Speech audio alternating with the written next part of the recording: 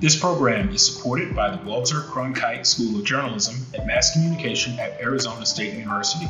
The Cronkite School offers undergraduate and graduate degrees and other professional development opportunities for writers and storytellers. For more information, visit cronkite.asu.edu.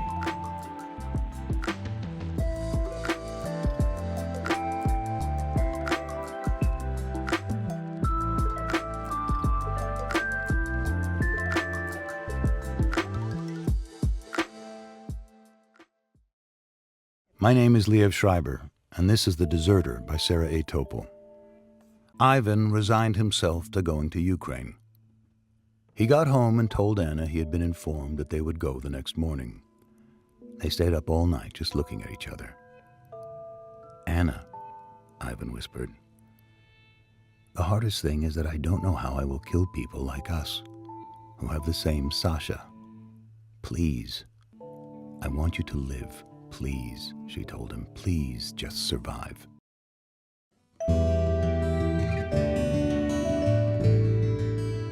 That was a little snippet from The Deserter. Welcome to WriteLane. This podcast features Tampa Bay Times Enterprise reporter Lane DeGregory, and my name is Maria Carrillo. I'm a former Enterprise editor at the Times, which launched this podcast in 2017. Now it's being presented by the Poynter Institute and sponsored by the Walter Cronkite School of Journalism and Mass Communications at Arizona State University. And the episodes this year will focus on some of the winners of the 2025 Poynter Journalism Prizes. As always, Lane and I want to go deeper on the subject of craft, so these episodes are geared toward exploring the reporting, the writing, and the editing behind this award-winning work. These podcasts will be available everywhere you listen to podcasts and on the Poynter Institute's YouTube channel. Joining us today is Sarah Topol, who won this year's Deborah Howell Award for Writing Excellence. Sarah's story, published in the New York Times Magazine, where she is a contributing writer, chronicled a Russian soldier's journey to escape a war he wanted no part of. Today's topic, The Deserter. Sarah, thanks for joining us all the way from Portugal. Thanks for having me. This story involved an amazing commitment on your part, a year and a half investigating the Russian military, reporting in 8 countries, interviewing 18 deserters, reviewing hundreds of pages of documents. So we wondered, what led you? Why to go there? Why did you want to tell this story? This story was something that I was actually supposed to do relatively quickly. And it just actually became something that just kept growing and growing as a project. I think it was important to tell the side of the story that we really hadn't heard a lot about, which was the Russian conscript or Russian military experience. I think that once we started seeing videos of people protesting in military recruitment offices, it really sparked my interest to see what it was really like to serve in the Russian military. And in a way, why this military that we had been told for so long was this terrible fighting force was actually failing at the most rudimentary, basic military tasks. So so I started reporting the story, and it kind of took its own life from there. Yeah.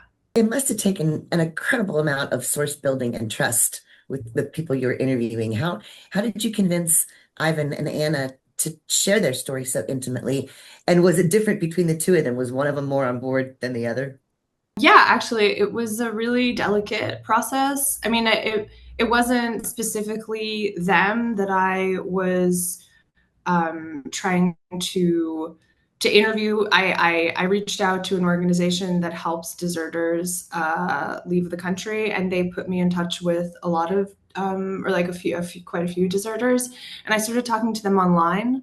And after multiple conversations in which I tried to build trust with them, I was able to just kind of get them to understand that I really did care about hearing their experiences. A lot of them were worried that I was writing a piece with a kind of specific motive or agenda.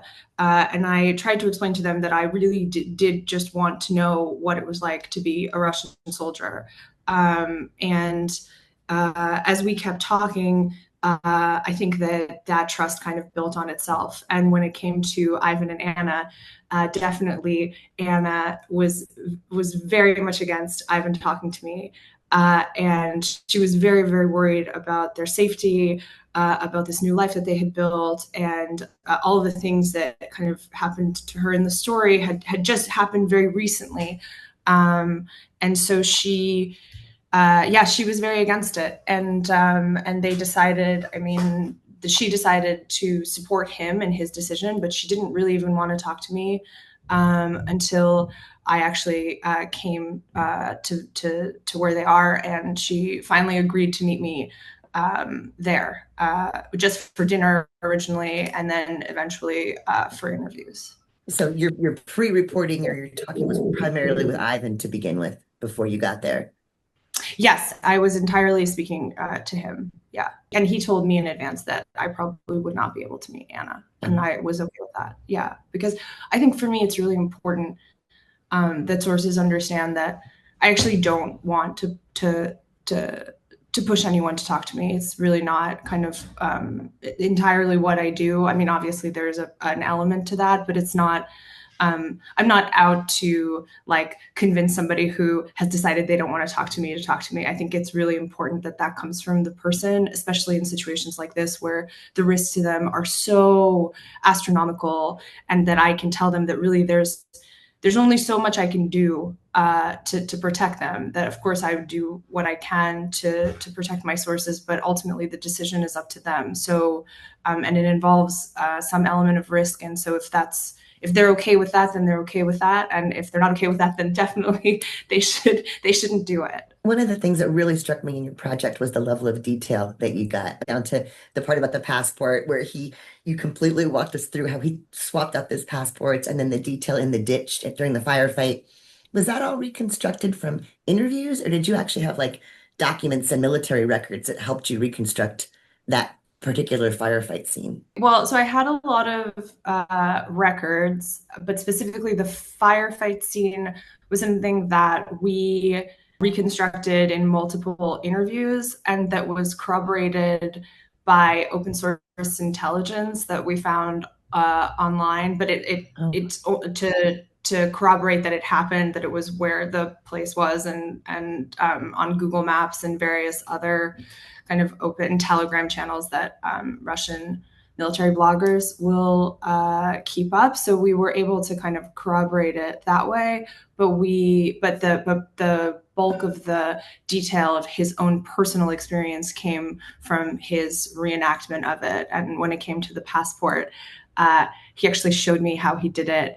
I videotaped it. He showed me multiple times. I taped it so that I could write it better. But it was really a remarkable kind of magic that he was able to perform with his hands, that I actually spent a really long time trying to get right on the page, because it's quite hard to write movement. I think something so slight, but also like left, right, which finger, and will the reader follow that, or do I need to slow it down? Or so it's really a lot of time given to me by the sources and their patience with my questions and asking them to reenact things like the battle scene. I mean, in terms of the size of the crater and where things were, I mean, we really acted it out and tried to use the dimensions of the room where we were in to really kind of to make sure that I had it right. And then on top of that, I try to ask people to do things multiple times when I think that they're important, so that I can get,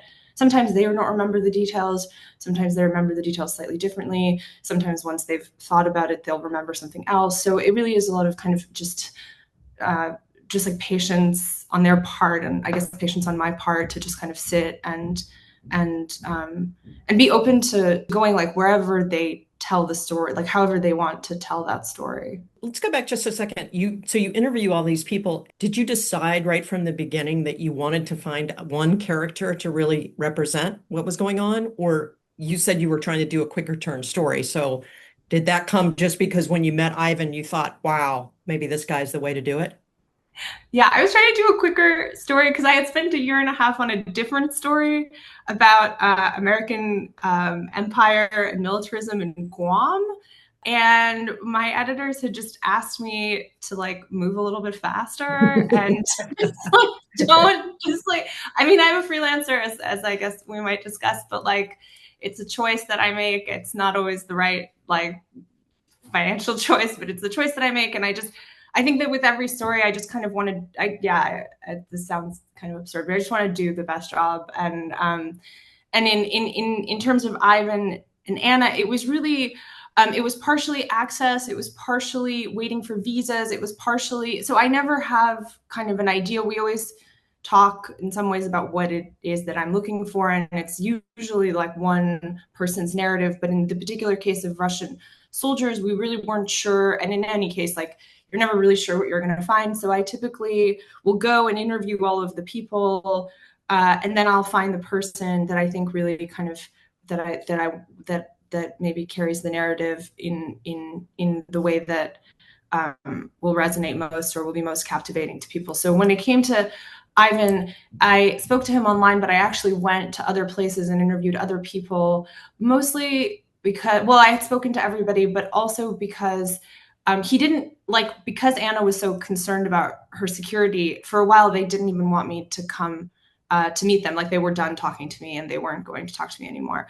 And then he kind of changed his mind. And so at that point I had done other reporting, and then I was going to go, and then I interrupted that and I went to him, and then I continued it because I just wanted to make sure. I mean, the more people that you talk to who've gone through either the same experience or a different experience, the richer the story will be in the end. So there's no, unfortunately, I think the hard thing is for the people whose time you take, to know that they invested all of this time into talking to you, but you haven't maybe cited them explicitly or used all of the material, but it helps enrich the story in such an important way that I would, especially with something like the Russian military, which we really thought I was going to get access to like maybe 2 people. And so it was going to be like a fast, like it wasn't even going to be a thing. But then once there was so much access actually, and so many interesting and different varied experiences that I thought it, but that all kind of culminated in the same theme, which is just that it was really one of these situations that people were being, regardless of their political opinion about the situation, just really treated so much more terribly than we knew by their own forces, and that the situation was so much more chaotic than we had originally known. And of course, now we know a lot more than we did then. All right, we're going to take a quick break, and then we'll be right back with Sarah. As a journalist, what keeps you up at night? At Poynter, we understand the pressures from shrinking resources to shifting audiences to tough ethical calls. Our expert trainers and coaches bring decades of experience to help you meet those challenges. We don't offer generic approaches. Poynter delivers strategies tailored to your needs, including training managers to lead high-performing teams, demystifying AI, and offering personal coaching to help move change forward or navigate a crisis. We work with news organizations large and small, local and national, commercial and nonprofit, as well as content creators and communicators in marketing and public relations. Let us help create the solution you need. Go to poynter.org/consulting-and-coaching today. So Lane and I have the same reaction to the story, is that we learned more about the Russian experience in this one story than from all the reporting that we'd read previously on the war, like the psyche, the military operations, the politics, like you said, like getting really a close-up look at what these poor guys were going through and being kind of thrown at the front lines. I mean, you all should definitely read the story. It's amazing for that. Was that something that you already understood from previous reporting, or is all of this coming from just the work that you did with these folks as you leaned in for a year and a half? I mean, I have covered Russia before, and I probably should have put, 2 and 2 together. And I think there is just a general way that the Russian state and the Soviet state before it operated. But I had never done a story specifically about the Russian military.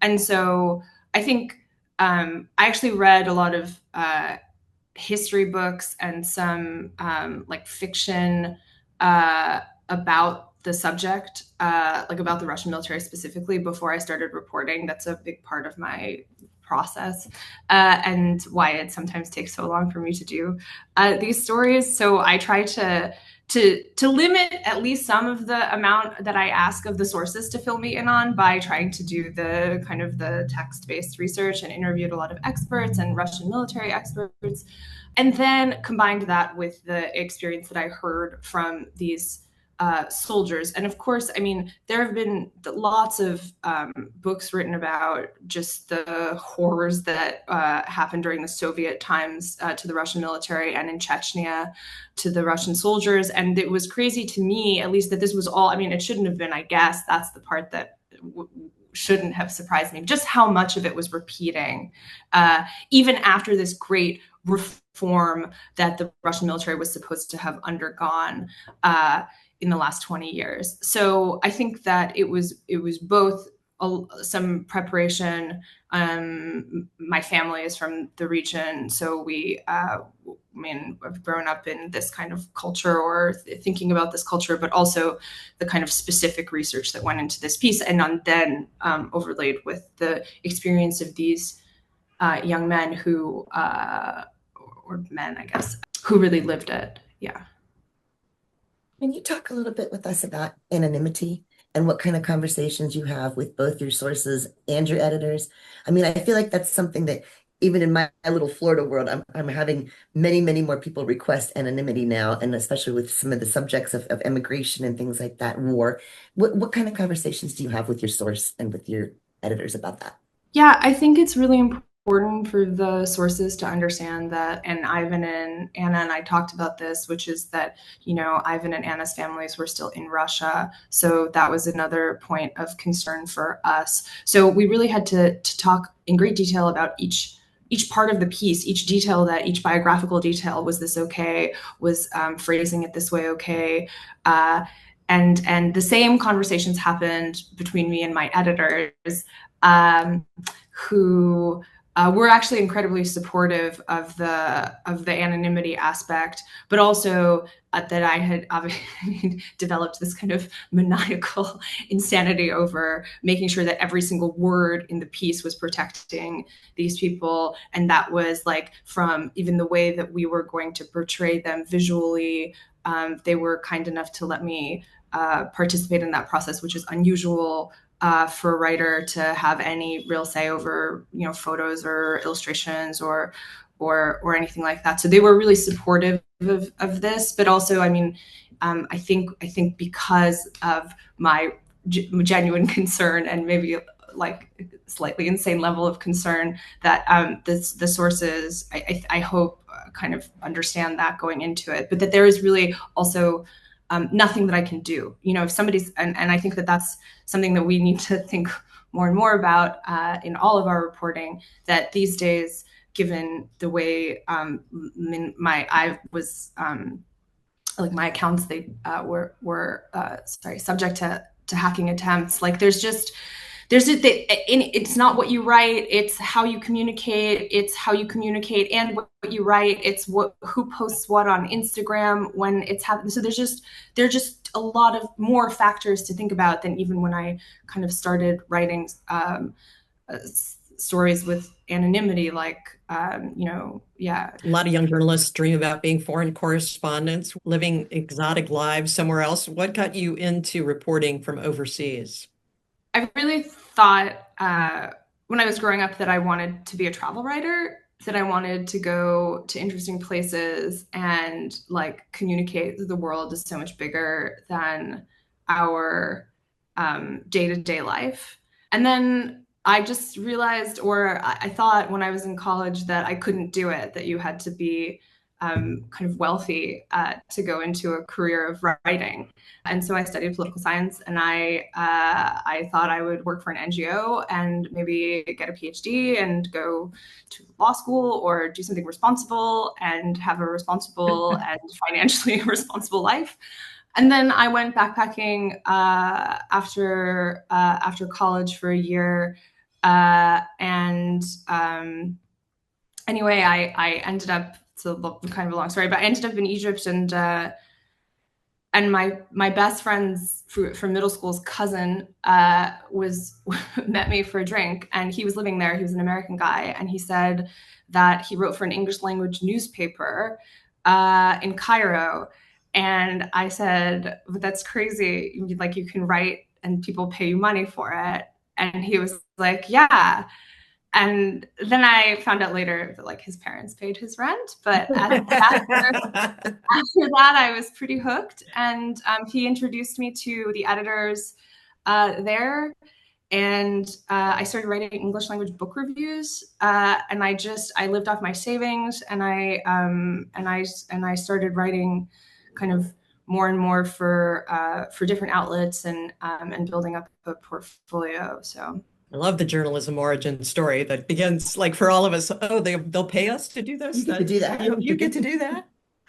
It turns out that, like, not as much as you had ever hoped. But yes, it's amazing that it was a time where you could do that. I think now a lot of younger reporters will reach out, and there just aren't as many outlets as there were to write for in the States. Not as many editors who will probably help you understand how to write. I mean, that's the big one, I think.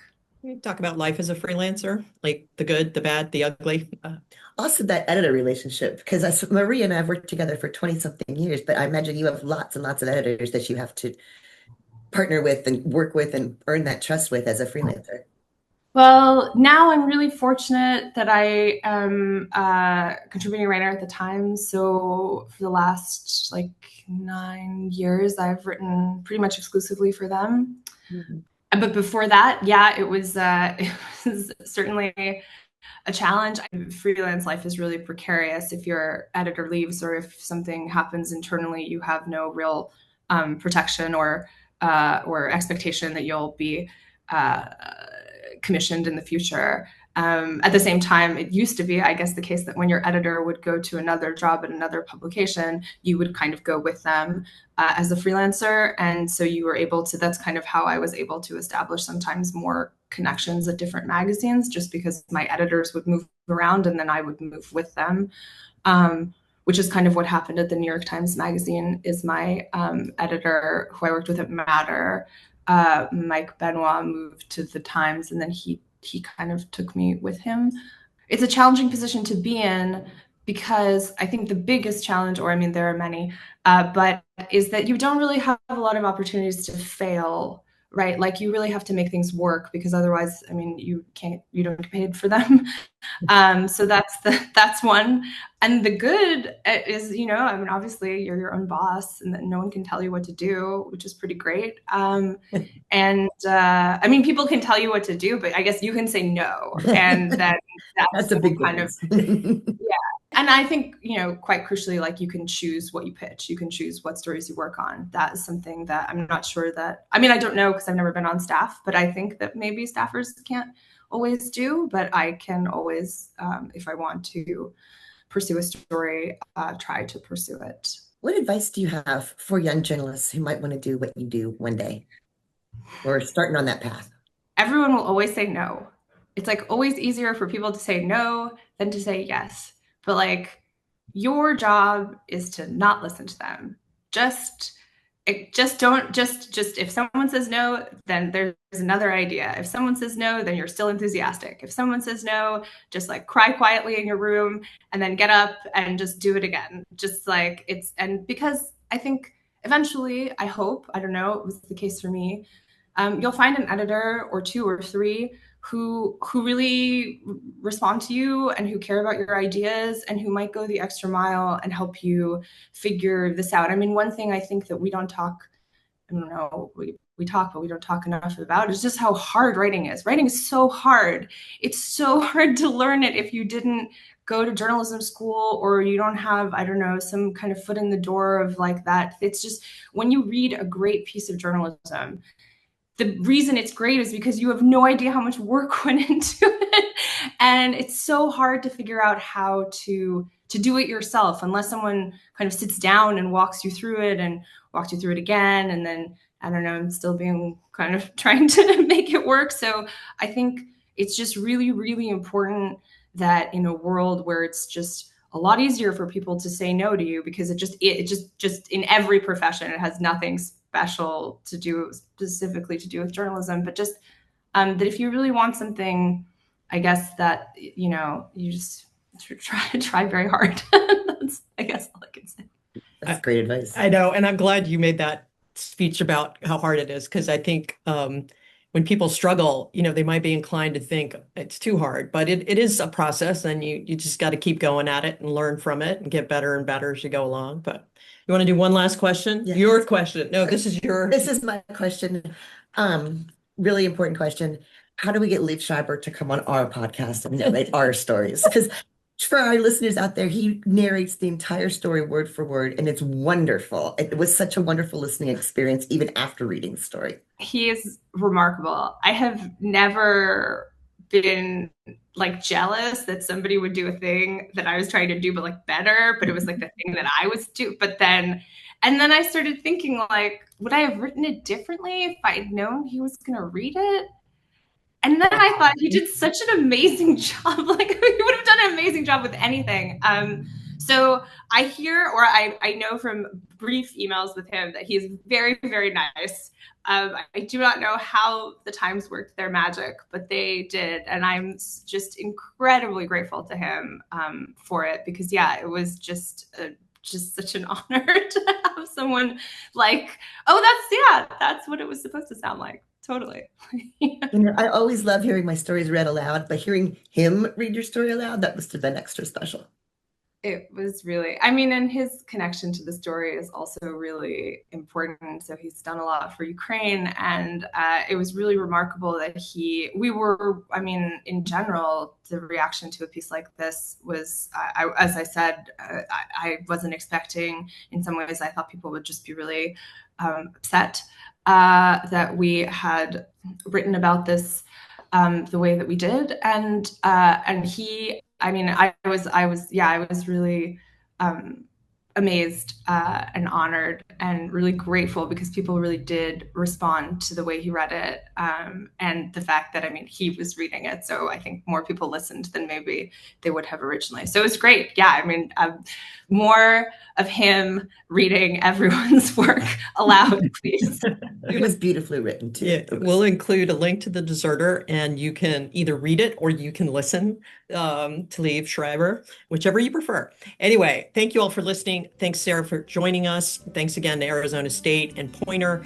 The 2026 Poynter Journalism Prizes open for entries on January 5th. Mark your calendars. Don't forget, you can find old episodes on poynter.org/WriteLane and wherever you get your podcasts. Please join our Facebook group if you want to be notified when new episodes appear, or subscribe to the YouTube channel. We'd love a nice review. This podcast was produced by Dalia Colon. Technical support was provided by Sam Posnack from Poynter. Music was composed and performed by Dan DeGregory.